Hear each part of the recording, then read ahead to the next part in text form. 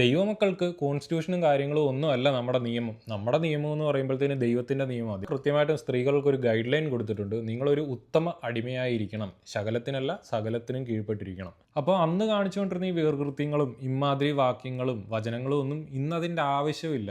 ദാമ്പത്യ ജീവിതത്തിലാകുമ്പോൾ ഇടുക്കവും ഞെരുക്കവും അങ്ങനെയൊക്കെ ഉണ്ടായിരിക്കും. അഡ്ജസ്റ്റ് ചെയ്താലേ മുന്നോട്ട് പോകാൻ പറ്റത്തുള്ളൂ. പക്ഷേ അഡ്ജസ്റ്റ് ചെയ്യണം? സ്ത്രീ അഡ്ജസ്റ്റ് ചെയ്യണം. ഭർത്താവുമ്പോൾ 1 2 അടിച്ചെന്നൊക്കെ ഇരിക്കും. സ്നേഹം കൊണ്ടാണ്, ദൈവസ്നേഹത്തിൽ അടിക്കുന്നതാണ്. ഇങ്ങനെ പോലുള്ള ബോധമില്ലാത്തവന്മാർ ഇങ്ങനെ കയറിയിരുന്ന് നീട്ടി പ്രസംഗിക്കുന്നത് കൊണ്ട് കുടുംബങ്ങളിലാണ് പ്രശ്നങ്ങൾ ഉണ്ടാകുന്നത്. എൻ്റെ അമ്മച്ചി അന്നത്തെ കാലത്ത് എൻ്റെ അപ്പച്ചന് വേണ്ടിയിട്ട് ഇതൊക്കെ ചെയ്തിട്ടുണ്ട്, ഇന്നത്തെ കാലത്ത് എൻ്റെ ഭാര്യ ഇതൊന്നും ചെയ്യുന്നില്ലെന്ന് ചോദിച്ചു കഴിഞ്ഞാൽ കാലം മാറിയിടൂ. മലയാളികൾക്ക് കുമ്പളങ്ങി നൈറ്റ്സിലെ സൈക്കോ ഷമ്മിച്ചേട്ടൻ ആരാണെന്ന് ഞാൻ പറഞ്ഞു തരേണ്ട ആവശ്യമില്ല. സൈക്കോ ഷമ്മിച്ചേട്ടനെ വെല്ലുന്ന കുറേ ഷമ്മിമാർ നമ്മുടെ പെന്തക്കോസ്റ്റിലുണ്ട്. സ്ത്രീകൾക്ക് അല്പസ്വല്പം ഫ്രീഡമൊക്കെ അനുവദിച്ചു കൊടുക്കുന്ന ഒരു മോഡേൺ മതമാണ് ഞങ്ങളുടെ പെന്തക്കോസ്റ്റ് എന്നാണ് ഇവർ പുറത്ത് മാർക്കറ്റ് ചെയ്യാറ്. പക്ഷേ ഇതിൻ്റെ യാഥാർത്ഥ്യം ഉള്ളിൽ ചെല്ലുമ്പം നേരെ വിപരീതമാണ്. അപ്പോൾ പെന്തക്കോസ്റ്റിലെ സ്ത്രീവിരുദ്ധതയെക്കുറിച്ച് തന്നെ സംസാരിക്കാനാണ് ഈ ഒരു വീഡിയോ. പെന്തക്കോസ്തും സ്ത്രീവിരുദ്ധതയും എന്നൊക്കെ കേൾക്കുമ്പോഴത്തേന് ഏതൊരു മനുഷ്യൻ്റെയും ജാതി മത വ്യത്യാസമന്യേ ഏതൊരു മനുഷ്യൻ്റെയും ഉള്ളിലേക്ക് ആദ്യം ഓടിയെത്തുന്നൊരു മുഖമുണ്ട്. നല്ല ഓമനത്വം തുടിക്കുന്ന നമ്മുടെ അനീഷ് കാവാലത്തിൻ്റെ മുഖം. അനീഷ് കാവാലത്തിൻ്റെ വീഡിയോസ് ഇതിൽ ഇൻക്ലൂഡഡ് ആണ്. പക്ഷേ എപ്പോഴും പുള്ളിക്കാരനെ തന്നെ എടുത്തു വെച്ചല്ലേ സംസാരിക്കും. അതുകൊണ്ടൊരു വ്യത്യസ്തതയ്ക്ക് മറ്റൊരാളെയാണ് നമ്മളിന്ന് ആദ്യം ഇങ്ങോട്ട് ക്ഷണിക്കുന്നത്. അപ്പോൾ ആദ്യത്തെ നമ്മുടെ കാൻഡിഡേറ്റ് സൈക്കോ ഷമ്മിച്ചേട്ടൻ്റെ പേരിനോട് പോലും ഏറ്റവും സാമ്യതയുള്ള നമ്മുടെ സ്വന്തം ഷമീർ കൊല്ലമാണ്. ഷമീർ കൊല്ലത്തിന് എന്താണ് പറയാനുള്ളതെന്ന് നമുക്കൊന്ന് കേൾക്കാം. ഭാര്യമാരെ കർത്താവിൻ എന്ന പോലെ സ്വന്തം ഭർത്താക്കന്മാർക്ക് കീഴടങ്ങുവിൻ. എന്നിട്ട് അങ്ങോട്ട് കയറിയാൽ മതി. മനസ്സിലായോ? കെട്ടിയവൻ 1 പറയുമ്പോൾ എവൾ 9 പറഞ്ഞേച്ച് പാ കാണുന്ന പറഞ്ഞ നീ കയറണ്ട. ബാക്കി വല്ലാതെ ഒന്നും ഞാൻ പറയുന്നില്ലല്ലോ നിങ്ങളുടെ മുമ്പിൽ. Note the point. വാക്യം മാത്രമേ ഞാൻ പറയുന്നുള്ളൂ. ഇത് സത്യമാണ്. ഇവർ വാക്യം മാത്രമേ പറയത്തുള്ളൂ. 2 രീതിയിൽ ഇവർ പറയും. ഒന്ന്, അതിലുള്ള വൃത്തികേട് അതുപോലെ തന്നെ പറയും. രണ്ടാമത്തെ കാര്യം എന്ന് പറയുമ്പോഴത്തേന് ഇവർക്ക് എന്തെങ്കിലും ഒരു കാര്യം സാധിച്ചെടുക്കണമെന്നുണ്ടെങ്കിൽ, അല്ലെങ്കിൽ വിശ്വാസികളെ എന്തെങ്കിലും കാര്യങ്ങൾ പർട്ടിക്കുലർലി അനുസരിപ്പിക്കണം എന്നുണ്ടെങ്കിൽ ഇവർക്ക് ഇഷ്ടമുള്ള ഒരു വചനമോ വാക്യമോ എന്തെങ്കിലുമൊക്കെ എവിടെന്നെങ്കിലുമൊക്കെ തപ്പിയെടുത്തുകൊണ്ട് വന്നിട്ട് ഇവർക്ക് ഇഷ്ടപ്പെട്ട ഒരു വ്യാഖ്യാനം അതിന് കൊടുത്തിട്ട് ഈ വിശ്വാസികളുടെ തലയിലേക്ക് അത് അടിച്ചു കൊടുക്കുന്ന ഒരു രീതിയുണ്ട്. അപ്പോൾ എന്തായാലും നമുക്ക് ബാക്കിയും കണ്ടു നോക്കാം.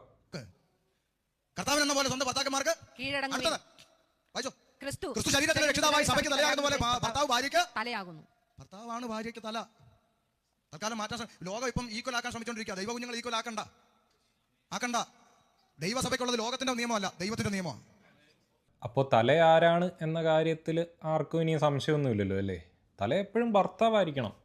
തല ഭർത്താവാണെങ്കിൽ വാലാരായിരിക്കും എന്ന കാര്യത്തിലും ആർക്കും സംശയമില്ല എന്ന് കരുതുന്നു. ഇക്വാലിറ്റി എന്ന് കേൾക്കുമ്പോഴത്തേന് ഇവർക്ക് എന്തോ ഒരു വല്ലായ്മയാണ്. ദേഹത്താകമാനം ഒരു കോരിത്തരിക്കുന്ന ഒരു എഫക്റ്റും പ്രേതം കയറിയൊരു ഫീലാണ് ഇവർക്ക് ഇക്വാലിറ്റി, ഫെമിനിസം എന്നൊക്കെ കേൾക്കുമ്പോഴത്തേന്. കാരണം ഈ ഒരു പാട്രിയാർക്കൽ സെറ്റപ്പ് നിലനിർത്തി പോയാലേ ഇവർക്ക് അതിനകത്ത് നിലനിൽപ്പുള്ളൂ. ഇത് നമുക്ക് ഡീറ്റെയിൽഡായിട്ട് ഇനിയും വരുന്ന ഏരിയയിൽ സംസാരിക്കാനുണ്ട്. അപ്പോൾ അന്നേരം സംസാരിക്കാം. കീഴ്പ്പെട്ടിരിക്കണം എന്ന് പറഞ്ഞാൽ കീഴ്പ്പെട്ട് തന്നെ ഇരിക്കണം.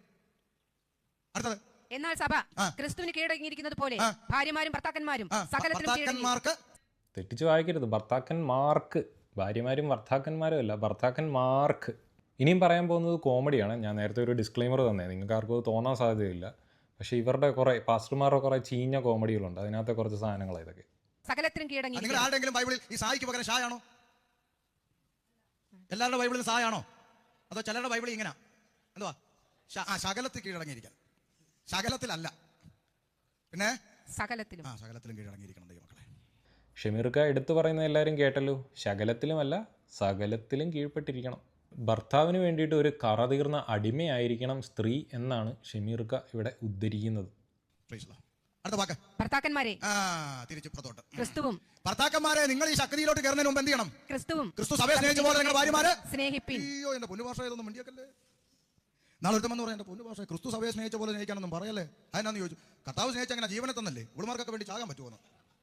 എന്റെ ദൈവമക്കളെ, സഹോദരന്മാരെ, ക്രിസ്തു സഭയെ സ്നേഹിച്ചതുപോലെ എന്ന വാക്കിന്റെ അർത്ഥം ജീവനെ കൊടുത്തു എന്ന ഒരർത്ഥം മാത്രമല്ല, അതിൻ്റെ അകത്തൊരു മർമ്മമുണ്ട്. അതാ പഠിക്കേണ്ടത്. എന്താണെന്നറിയാമോ? ക്രിസ്തു സഭ അഥവാ നമ്മളെ എങ്ങനെയാ സ്നേഹിച്ചേ? ഷമീർ ഇന്നലെ എന്തായിരുന്നെന്നും ഷമീർ ഇന്ന് എന്താണെന്നും ഷമീർ നാളെ എന്താകുമെന്ന് അറിഞ്ഞിട്ടും സ്നേഹിച്ചു. പുള്ളി ഇപ്പോൾ പറഞ്ഞത് ഫ്രീ വിൽ ഇല്ലെന്നല്ലേ? പിന്നെ പുള്ളി ഇവിടെ വേറൊരു കാര്യം പറഞ്ഞിട്ടുണ്ട്, മർമ്മം. മർമ്മം എന്ന് പറയുന്നത് പുള്ളിക്ക് ഇഷ്ടപ്പെട്ട കാര്യം, പുള്ളിക്ക് ഇഷ്ടപ്പെട്ട രീതിയിൽ ലോകം എങ്ങനെ നിലനിൽക്കണം, സ്ത്രീ എങ്ങനെ ഇരിക്കണം എന്നതിന് വേണ്ടിയിട്ട് പുള്ളിക്ക് പറഞ്ഞു വെക്കാൻ പറ്റുന്ന ഒരു ഡെഫിനേഷനാണ് ഇവർ മർമ്മം എന്ന് പറയുന്നത്. അതാ ക്രിസ്തുവിന്റെ സ്നേഹം. എന്താ മനസ്സിലായി? എൻ്റെ സകലവും എൻ്റെ ഏറ്റവും ഇസട്ടും ഞാൻ എന്താണെന്ന് അറിഞ്ഞിട്ട് എൻ്റെ സകല കുറവും അറിഞ്ഞ് എന്നെ സ്നേഹിച്ചു. അതാണ് ക്രിസ്തുവിൻ്റെ സ്നേഹം. അങ്ങനെ ഭാര്യയെ സ്നേഹിക്കണമെന്ന് പറഞ്ഞാൽ നിങ്ങൾ കിഡ്നിയും ജീവനൊന്നും കൊടുക്കണ്ട എന്ന് പറഞ്ഞാൽ എൻ്റെ ഭാര്യയ്ക്ക് ഒരു കുറവ് ഉണ്ട്, അവർക്ക് ഇങ്ങനെ ചില കുഴപ്പങ്ങൾ ഉണ്ട്, അത് അറിഞ്ഞുകൊണ്ടാണ് ഞാൻ അവളെ സ്നേഹിക്കുന്നത്. അതാ ദൈവസ്നേഹം, അതാ സ്നേഹം. അല്ലാതെ ഭാര്യയുടെ കുറ്റം മറ്റുള്ളവരോട് പറഞ്ഞുകൊണ്ട് നടക്കുന്ന എന്തോ വലിയ സംഭവം. നിനക്കും ഭൂതമുണ്ട്. ഭൂതം ഭൂതം ഭൂതം പിന്നെയും വന്നിരിക്കുകയാണ് ഭൂതം. ഇവരുടെ എല്ലാ പ്രസംഗങ്ങളും ശ്രദ്ധിച്ചാൽ മതി, ഇവർ കുറ്റം പറയുന്നത് എപ്പോഴും സ്ത്രീകളെ മാത്രമായിരിക്കും. ഭാര്യ എന്തെങ്കിലും കുറ്റവും കുറവുണ്ടെങ്കിൽ നിങ്ങൾ അതങ്ങ് അറിഞ്ഞുകൊണ്ടങ്ങ് സ്നേഹിക്കണം. പുരുഷന്മാർക്ക് എന്താ കുറ്റവും കുറവൊന്നുമില്ല. ഇവരെ സംബന്ധിച്ചിടത്തോളം പുരുഷന്മാരെന്ന് പറഞ്ഞു കഴിഞ്ഞാൽ എല്ലാം തികഞ്ഞ് ഇങ്ങോട്ട് വന്നിരിക്കുന്ന, സ്ത്രീയെ അടിമയാക്കി വെച്ച് ഭരിക്കാനായി വന്നിരിക്കുന്ന ഒരു ഗ്രൂപ്പ് ഓഫ് ആൾക്കാരാണ് എന്നാണ് ഇവന്മാരുടെ ഒരു ധാരണ. അപ്പോൾ നമ്മുടെ ഷമീർക്ക കൃത്യമായിട്ടും സ്ത്രീകൾക്കൊരു ഗൈഡ് ലൈൻ കൊടുത്തിട്ടുണ്ട്. നിങ്ങളൊരു ഉത്തമ അടിമയായിരിക്കണം, ശകലത്തിനല്ല സകലത്തിനും കീഴ്പ്പെട്ടിരിക്കണം. പക്ഷേ എങ്ങനെ ഒരു ഉത്തമ അടിമയാകാം എന്നതിനെക്കുറിച്ച് ക്ലാസ് എടുക്കാനുള്ള ഒരു ബുദ്ധിയും വിവരവും ഷമീർക്കയ്ക്കില്ല. അതിനെക്കുറിച്ച് പഠിച്ച ആൾ തന്നെ സംസാരിക്കണം. അതിനായിട്ട് നമ്മുടെ സ്വന്തം PhD ഇൻ സ്ത്രീവിരുദ്ധത അനീഷ് കാവാലംജി എത്തിയിട്ടുണ്ട്. അനീഷ് കാവാലംജിക്ക് എന്താണ് പറയാനുള്ളത് നമുക്കൊന്ന് നോക്കാം.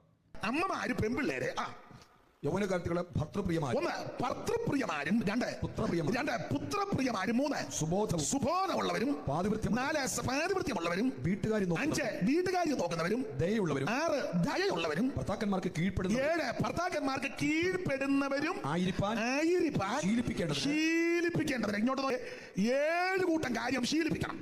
7 കൂട്ടം കാര്യം ശീലിപ്പിക്കണം. ഭർത്തൃപ്രിയായിരിക്കണം, പുത്രപ്രിയായിരിക്കണം, പാതിവൃത്യം വേണം, വീട്ടുവേലക്കാരി ആയിരിക്കണം, ദയ വേണം, എന്തൊക്കെയോ സാധനങ്ങൾ, 7 കാര്യങ്ങൾ. ഇതിൽ പുത്രപ്രിയത്വവും ഭർത്തൃപ്രിയത്വവും അല്ലാതെ പുത്രിപ്രിയത്വം ഇല്ലല്ലോ. ഒരു പുത്രനും ഒരു പുത്രിയുമാണ് ജനിക്കുന്നതെങ്കിൽ പുത്രിയെ തോട്ടിക്കളയൂ, എന്തെടുക്കും? എന്തായാലും ഇതിനെക്കുറിച്ചൊന്നും നമുക്ക് വലിയ അറിവൊന്നുമില്ല. ഇതിലൊക്കെ PhD ഉള്ള നമ്മുടെ പാഷർ എന്താ പറയുന്നത് നമുക്കൊന്ന് കേൾക്കാം.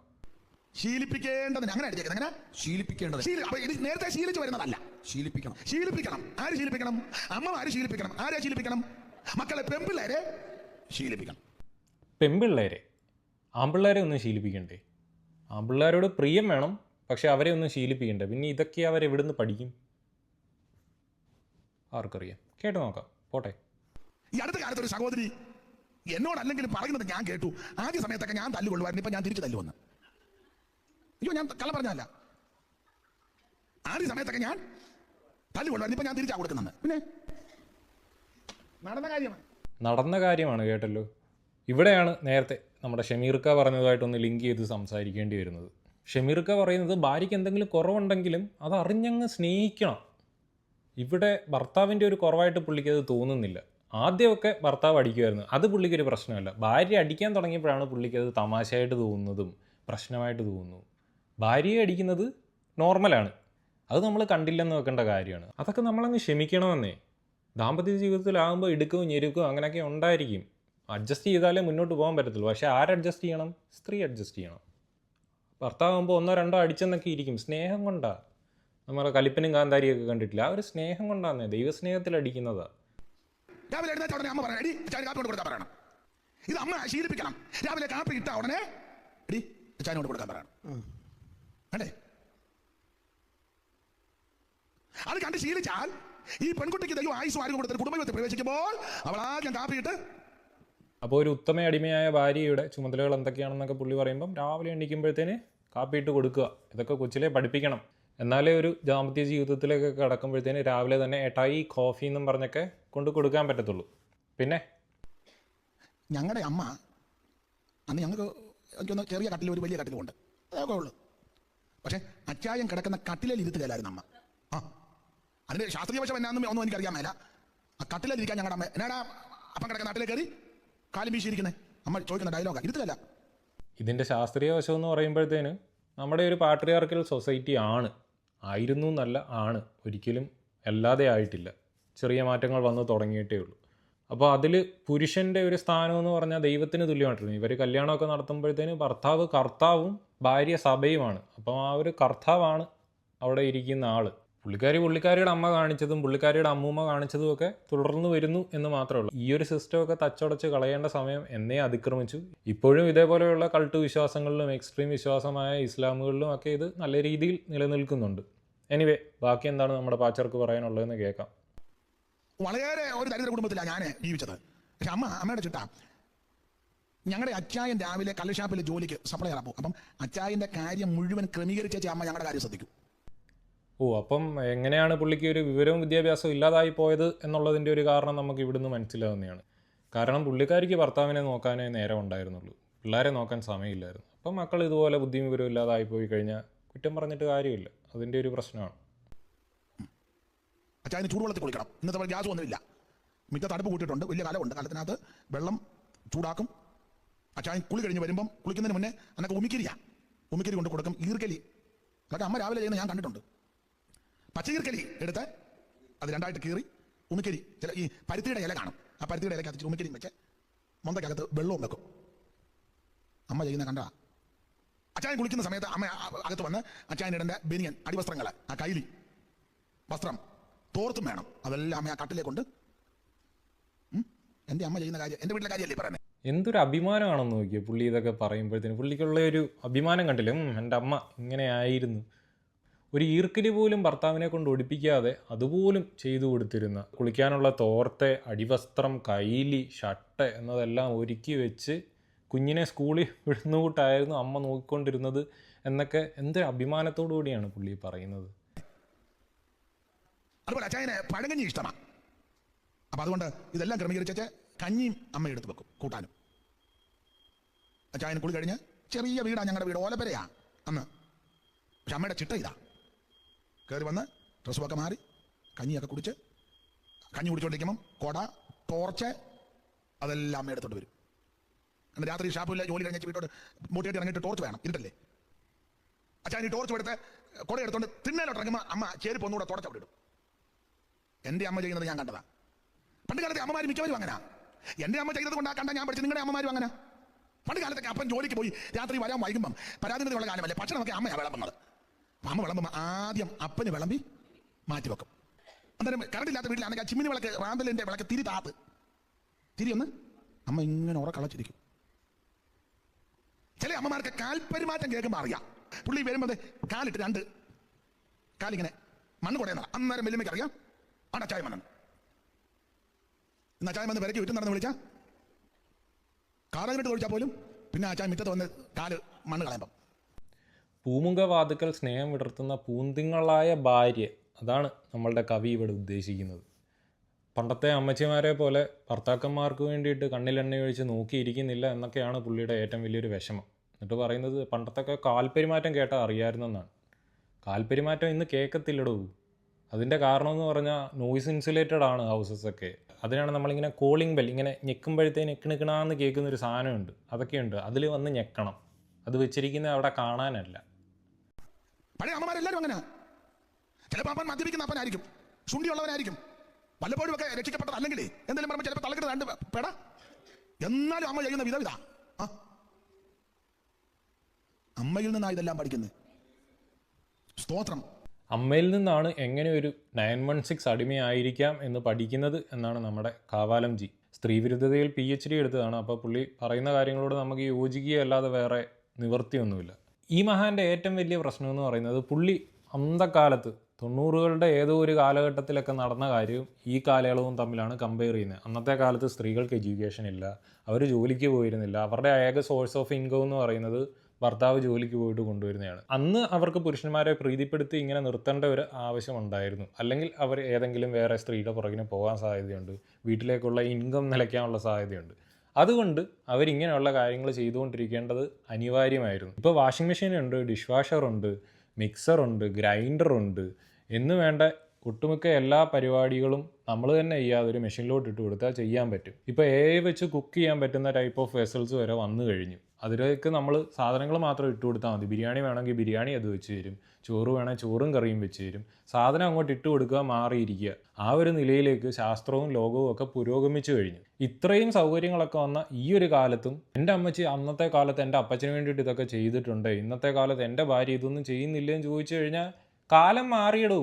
കാലം മാറി, ജീവിത നിലവാരം മാറി, സ്ത്രീകളെല്ലാവരും ജോലിക്ക് പോകുന്നവരായി. ഇപ്പോൾ ഇയാളെപ്പോലുള്ളവർക്കൊക്കെ അവിടെ ഇരുന്ന് ഇങ്ങനെ നീളത്തിൽ പ്രസംഗിച്ചാൽ മതി. ബാക്കി സ്ത്രീകളും പുരുഷന്മാരും എല്ലാവരും പണിക്ക് പോകുന്നവരാണ്. ഇങ്ങനെപ്പോലുള്ള ബോധമില്ലാത്തവന്മാർ ഇങ്ങനെ കയറിയിരുന്ന് നീട്ടി പ്രസംഗിക്കുന്നത് കൊണ്ട് കുടുംബങ്ങളിലാണ് പ്രശ്നങ്ങൾ ഉണ്ടാകുന്നത്. നമ്മുടെ സ്ത്രീകൾ ഇപ്പോഴും ജോലിക്ക് പോകുന്നവരാണെങ്കിൽ പോലും രാവിലെ എണ്ണീറ്റ് കുട്ടികളെ നോക്കി ബ്രേക്ക്ഫാസ്റ്റ് ഉണ്ടാക്കി കുട്ടികൾക്കുള്ള ലഞ്ചും ഉണ്ടാക്കി അവരെ കുളിപ്പിച്ച് എല്ലാം കഴിഞ്ഞിട്ടാണ് ഇവരും ജോലിക്ക് പോകുന്നത്. ഓൾറെഡി ഇങ്ങനെ നിൽക്കുന്ന ഒരു സിറ്റുവേഷനിലേക്ക് എരുതിയിൽ എണ്ണ ഒഴിക്കുന്നതുകൊണ്ടുള്ള പ്രസംഗങ്ങളാണ് ഇവരെ പോലുള്ള വിഡ്ഢികൾ അവിടെ നിന്ന് ചെയ്യുന്നത്. ഇതൊക്കെ കേട്ടിട്ട് ഭർത്താക്കന്മാരെ വീട്ടിൽ ചെന്നിട്ട് ഭാര്യയുടെ മെക്കിട്ട് കയറും, എന്നിട്ടൊരു കുടുംബകലഹം ഉണ്ടാക്കും. അപ്പോൾ ഇങ്ങർക്കൊരു സന്തോഷം. അതാണ് യൂഷ്വലി നടക്കാൻ പോകുന്നൊരു കാര്യം. പിന്നെ കഴിഞ്ഞിട്ടില്ല, അവസാനമായിട്ട് നമ്മുടെ മച്ചാൻ്റെ തന്നെ ഒരു സന്ദേശം കൂടെ ഉണ്ട്, അതുകൂടെ കേൾക്കാം. അയ്യോ, ഇപ്പോഴത്തെ പെന്തിക്കോസുകാരുടെ നടപ്പം കണ്ട യാതൊരു മാന്യതയില്ല.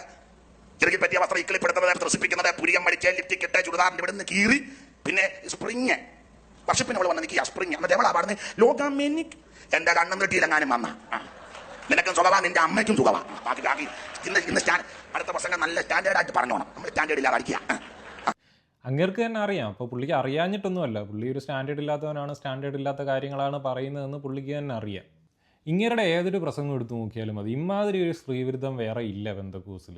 ഇങ്ങർക്ക് ആകെ പ്രസംഗിക്കാനുള്ളത് പെണ്ണുങ്ങൾ ലെഗിങ്സ് ഇടുന്നതിനെക്കുറിച്ചും ലിപ്സ്റ്റിക് ഇടുന്നതിനെക്കുറിച്ചും ചുരിദാറിന് എവിടെ വരെ കട്ടുണ്ടെന്നും മുടി എങ്ങനെ ഇട്ടേക്കുന്നത്, ഇതൊക്കെ നോക്കാനാണ് ഇങ്ങനെ അവിടേക്ക് പോകുന്നത്. അല്ലാതെ പ്രസംഗിക്കാനോ പ്രാർത്ഥിക്കാനോ വേണ്ടിയിട്ടല്ല പുള്ളി ദൈവസഭയിൽ പോകുന്നത്. പുള്ളി അവിടെ പോകുന്നത് സ്ത്രീകൾ എന്താണ് ഇട്ടിരിക്കുന്നത് എന്ന് നോക്കാനാണ്. വിശ്വാസികളായിട്ടുള്ള നിങ്ങൾ ചെയ്യേണ്ട ഒരു കാര്യം എന്ന് പറയുമ്പോഴത്തേന് ഇനിയും തൊട്ട് ദശാംശം കൊടുക്കുക എന്നൊരു പരിപാടി അങ്ങ് നിർത്തുക. ദശാംശം ചെല്ലാതാവുമ്പോഴത്തേന് തനിയെ ഇമാതിരിയുള്ള പ്രസംഗങ്ങളൊക്കെ നിന്നോളൂ. വിവരമില്ലാത്ത ഈ വിശ്വാസികളെ ഓർത്തിട്ട് മാത്രമേ എനിക്ക് സങ്കടമുള്ളൂ. ഇവർ രാവിലെ തൊട്ട് രാത്രി വരെ കഷ്ടപ്പെട്ട് പണിയെടുത്തിട്ട് 1,00,000 രൂപ ശമ്പളം മേടിക്കുകയാണെങ്കിൽ അതിലൊരു 10%, 10,000 രൂപ എല്ലാ മാസവും ഇങ്ങനെയുള്ളവരെ അണ്ണാക്കിക്കൊണ്ട് തെള്ളി കൊടുക്കും. ഇവർ ഈ അധ്വാനിക്കാതെ കിട്ടുന്ന കാശിന് തിന്നുകൊഴുത്തിട്ട് നിങ്ങളെ വന്നിട്ട് ഇമാതിരിയുള്ള പള്ളു പറയും. ഈ ഒരു കാശിന് നിങ്ങൾക്ക് നിങ്ങളുടെ പേരിൽ തന്നെ എന്തെങ്കിലും ഇൻവെസ്റ്റ്മെൻറ്റ് ചെയ്യാം, ഇല്ലെങ്കിൽ നിങ്ങളുടെ മക്കളുടെ പേരിൽ എന്തെങ്കിലും ഇൻവെസ്റ്റ്മെൻറ്റ് ചെയ്യാം. അത് അവിടെ കിടക്കും, എന്തെങ്കിലും നിങ്ങൾക്ക് യൂസ് ഉണ്ടാവും. അല്ലാതെ ഇങ്ങനെയുള്ളവരുടെ പള്ള നിറയ്ക്കാനായിട്ട് നിങ്ങൾ പണിയെടുക്കുന്നത് എന്തിനാണെന്ന് എനിക്ക് ഒരു കാലത്തും മനസ്സിലാകാത്തൊരു കാര്യമാണ്. ഇവരിങ്ങനെയുള്ള തോന്നിവാസം പ്രസംഗിച്ചാലും നാളെ എനിക്ക് നിങ്ങൾ കാശ് കൊണ്ട് തരും എന്ന് ഉറപ്പുള്ളത് കൊണ്ട് തന്നെയാണ് പിന്നെയും ഇത് പ്രസംഗിക്കുന്നത്. ആ കാശ് കൊടുക്കുന്നത് നിർത്തി നോക്കുക, അവിടെ നിർത്തി ഇവരുടെ പ്രസംഗം. ഇത്രയും മാത്രമൊന്നുമല്ല, ബൈബിളിലെ വേറെ കുറേ വചനങ്ങളുണ്ട്. ഇവരുടെ ഒരു കല്യാണത്തിനൊക്കെ പോയി കഴിഞ്ഞാൽ നമുക്ക് സർവ്വസാധാരണമായിട്ട് കേൾക്കാൻ പറ്റും. അതിൻ്റെ വീഡിയോസ് ഞാൻ ഇടാത്തതെന്ന് പറഞ്ഞാൽ അതിൽ ഒത്തിരി അധികം വ്യക്തികളുണ്ട്, ചെറുക്കനും പെണ്ണും അല്ലെങ്കിൽ അങ്ങനെയുള്ള ബന്ധുക്കളുടെയൊക്കെ വീഡിയോസ് വരുന്നത് കൊണ്ടാണ്, പ്രൈവസി മാനിച്ചിട്ടാണ് ഞാൻ ആ ഒരു വീഡിയോ ഇടാത്തത്. അതിലവർ ഇമ്പോർട്ടൻ്റ് ആയിട്ട് വായിക്കുന്നത് സങ്കീർത്തനം 128, 1 പത്രോസ് 3:1 മുതൽ 7 വരെ, ഉൽപ്പത്തി 2:18 മുതൽ 24 വരെ, എഫേസ്യർ 5:22 മുതൽ 32 വരെ. 1 പത്രോസ് 3:7 കാണുന്നത് അങ്ങനെ തന്നെ ഭർത്താക്കന്മാരെ നിങ്ങളുടെ പ്രാർത്ഥനയ്ക്ക് മുടക്കം വരാതിരിക്കേണ്ടതിന് വിവേകത്തോടുകൂടെ ഭാര്യമാരോടുകൂടെ വസിച്ച് സ്ത്രീജനം ബലഹീന പാത്രം എന്നും അവർ ജീവന്റെ കൃപയ്ക്ക് കൂട്ടവകാശികൾ എന്നും ഓർത്ത് അവർക്ക് ബഹുമാനം കൊടുപ്പിൻ. സ്ത്രീജനം ബലഹീന പാത്രമായതുകൊണ്ടാണ് അവരെ ബഹുമാനിക്കേണ്ടത്, അല്ലാതെ അവർ മനുഷ്യരായതുകൊണ്ടല്ല. ഇത് ഞാൻ പറയുന്നത് പഴയ നിയമത്തിൽ നിന്നല്ല, പുതിയ നിയമത്തിൽ നിന്ന് തന്നെയാണ് എന്ന കാര്യം പ്രത്യേകം ശ്രദ്ധിക്കുക. പെന്തക്കോസ്ത് ആയിക്കോട്ടെ, മർത്തോമ ആയിക്കോട്ടെ, ഓർത്തഡോക്സ് ആയിക്കോട്ടെ, ഇനിയിപ്പം ഇസ്ലാം ആയിക്കോട്ടെ, ഏത് മതവിഭാഗമാണെങ്കിലും സ്ത്രീകൾക്ക് എല്ലായിടത്തും കിട്ടുന്നത്, മതത്തിൽ സ്ത്രീകൾക്ക് കിട്ടുന്ന സ്ഥാനം എന്ന് പറയുന്നത് 2ാം തരം തന്നെയാണ്. ഭരണഘടനയിൽ സ്ത്രീകൾക്ക് ഇന്ന അവകാശങ്ങൾ, പുരുഷന് ഇന്ന അവകാശങ്ങൾ എന്നൊരു സാധനമല്ല. ഒരു സിറ്റിസണ് ഇന്ന അവകാശങ്ങൾ, സിറ്റിസണിൽ ഇന്ന വേർകൃത്യങ്ങളില്ല. അവിടെ സ്ത്രീ സിറ്റിസൺ, പുരുഷ സിറ്റിസൺ എന്ന് പറയുന്ന ഒരു സാധനമില്ല. സിറ്റിസൺ ഓഫ് ഇന്ത്യ എന്ന് പറയുമ്പോഴത്തേന് റിഗാർഡ്ലെസ് ഓഫ് ജെൻഡർ എല്ലാവരും അതിനു മുന്നിൽ ഒരുപോലെയാണ്.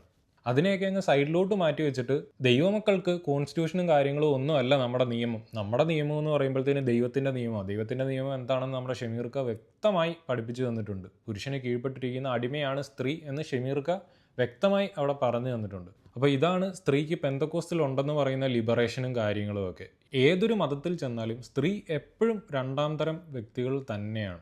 റിമ കല്ലിങ്കലിനെ പണ്ട് എല്ലാവരും ട്രോളി കൂട്ടത്തിൽ ഞാനും ട്രോളിയിട്ടുള്ളൊരു വ്യക്തി തന്നെയാണ്. അവരുടെ അനിയന് ഒരു കഷ്ണം പൊരിച്ച മീൻ കൂടുതൽ കൊടുക്കുന്നു, എനിക്കത് കിട്ടുന്നില്ല.